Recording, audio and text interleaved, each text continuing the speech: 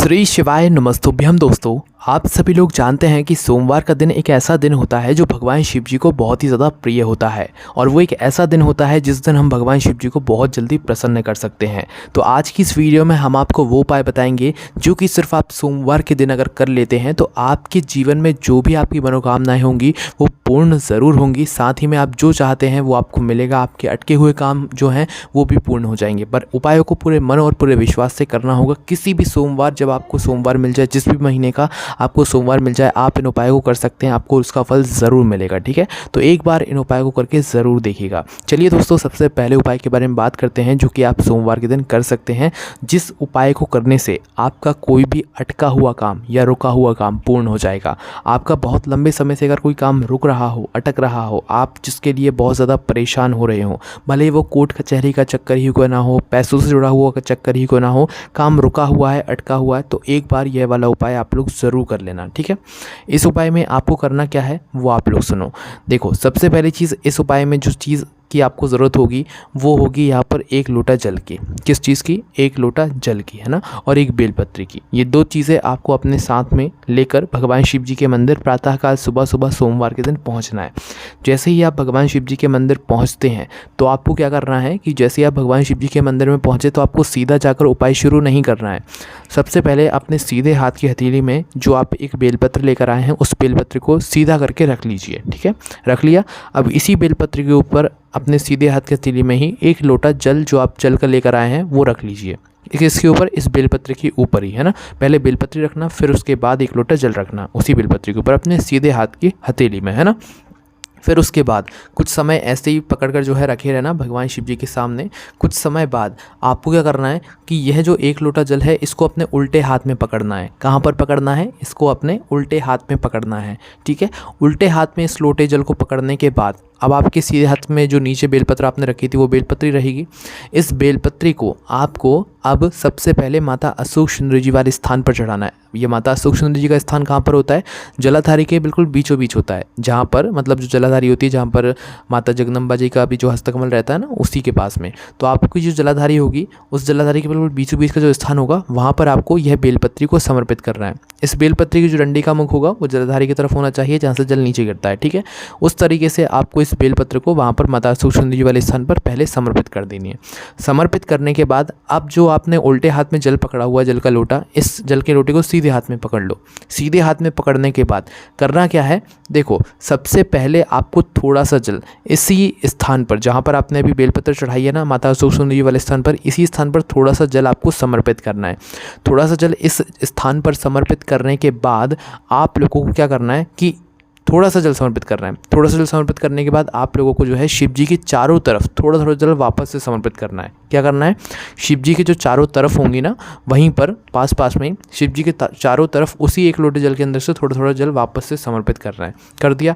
अब जितना भी जल आपके जल पात्र में बचा हुआ होगा उस पूरे जल को अब आखिरी में जाकर आपको भगवान शिव जी की शिवलिंग के ऊपर समर्पित करना है। ठीक है, शिवलिंग के ऊपर जब आप लोग जल चढ़ा रहे हो तो एक धारा से चढ़ाइएगा और जैसे ही आपको वह जल चढ़ जाए तो भगवान शिव जी से आप प्रार्थना कीजिएगा अपने उस रुके हुए काम के लिए, अपने उस अटके हुए काम के लिए, जिसके लिए आपने सालों से मतलब मेहनत कर रहे हैं, सालों से परेशान हो रहे हैं।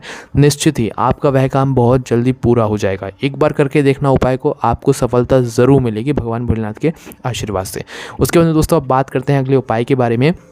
दोस्तों, सोमवार के दिन आप वैसे दीपक बाती करने शायद रोज़ आते हो मंदिर में या आप अपने घर में भी करते हो, पर दोस्तों सोमवार के दिन शाम के समय एक गोल बाती का शुद्ध देसी गाय का घी का दीपक, उसके अंदर शुद्ध देसी गाय के घी के दीपक के अंदर आप थोड़ी सी अगर काली तिल डालकर भगवान शिव जी के मंदिर जाकर इस दीपक को लगाते हैं तो इससे भगवान शिव जी बहुत प्रसन्न होते हैं। साधारण दीपक तो आप वैसे भी लगाते हैं, तेल का लगाते हो, कैसे ही लगाते हो, पर इस उपाय में आप शाम के समय सोमवार के दिन ही देसी गाय का जो घी होगा उसको लेकर उसके अंदर थोड़ी सी जो है यहाँ पर आपको काली तिल डालकर फिर इस दीपक को जाकर लगाकर आना और भगवान से प्रार्थना करके आना।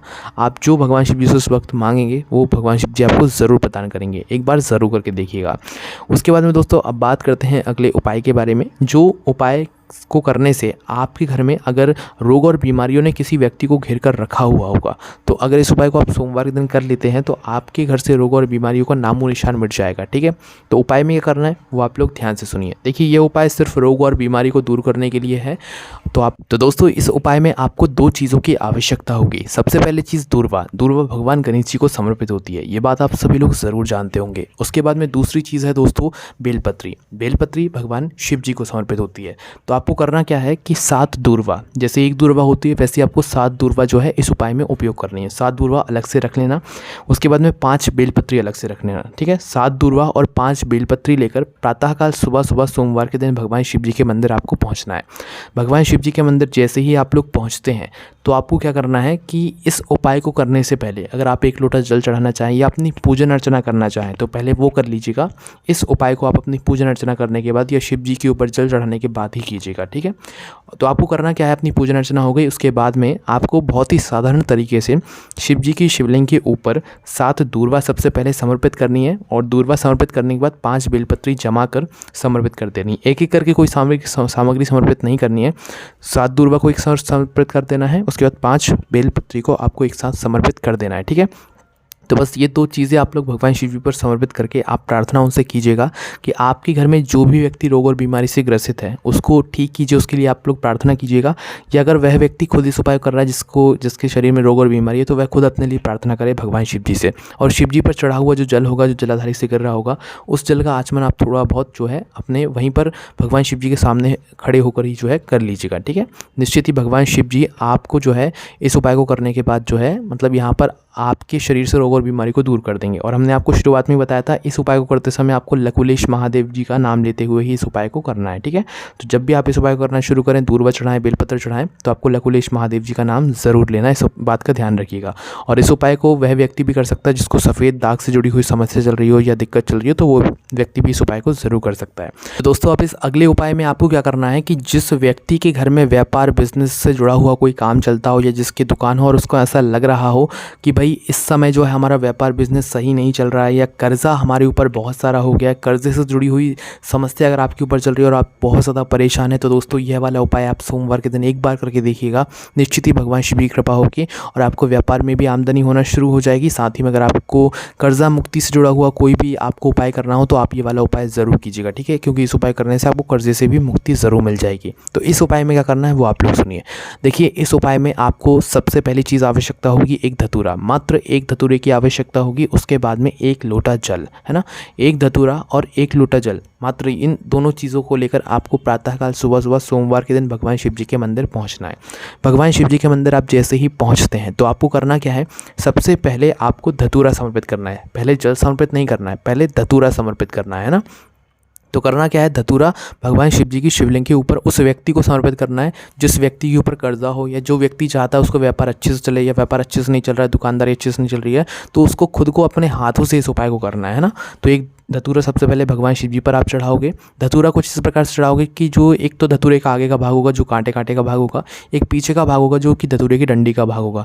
तो जो धतूरे की डंडी का भाग होगा वो आपकी विपरीत दिशा में होना चाहिए। जिस तरफ से आप चढ़ा रहे हैं उस तरफ कांटे का भाग होना चाहिए और जिस आपके सामने की जो विपरीत दिशा होगी उस दिशा में जो है उस धतूरे की डंडी का पीछे का भाग होना चाहिए। इस तरीके से मतलब करके भगवान शिव जी की शिवलिंग पर आपको इस धतूरे को समर्पित करना है।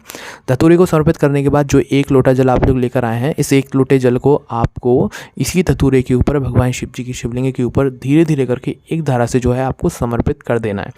समर्पित करने के बाद दोस्तों आपको क्या करना है, भगवान से प्रार्थना करना है अपने व्यापार के लिए, बिजनेस के लिए, या आपके ऊपर अगर कर्जा है तो भगवान से प्रार्थना करना है कि हम अपनी तरफ से पूरी कोशिश करेंगे, पूरा प्रयास करेंगे, पूरी मेहनत करेंगे, पर आपका आशीर्वाद ज़रूर दीजिएगा हमें, ताकि हमारे ऊपर से जो है कर्जा हमें चूक जाए, कर्जे से हमें मुक्ति मिल जाए। ठीक है, या अपने व्यापार बिजनेस के लिए भी आप लोग बोल सकते हैं। ये बहुत ही ज़्यादा विशेष उपाय आपको ज़रूर काम आएगा, है ना।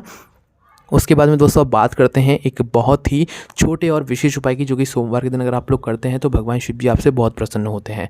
तो इस उपाय में आपको करना क्या है कि एक बेलपत्री लेनी है। क्या लेनी है? एक बेलपत्री लेनी है। इस बेलपत्री की बीच वाली बड़ी पत्ती पर आपको लगाना है पीला चंदन। क्या लगाना है? एक बेलपत्री की बीच वाली बड़ी पत्ती पर पीला चंदन लगाना है।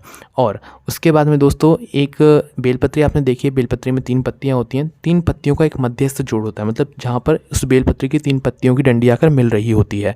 तो उस बेलपत्री के उस मध्यस्थ जोड़ पर आपको लगाना है थोड़ा सा शहद। क्या लगाना है? थोड़ा सा शहद, हल्का सा, सिर्फ उस मध्यस्थ जोड़ पर लगाना है, किसी पत्ती पर नहीं लगाना है ना, जहाँ पर तीनों पत्ती की डंडी आकर मिल रही हो।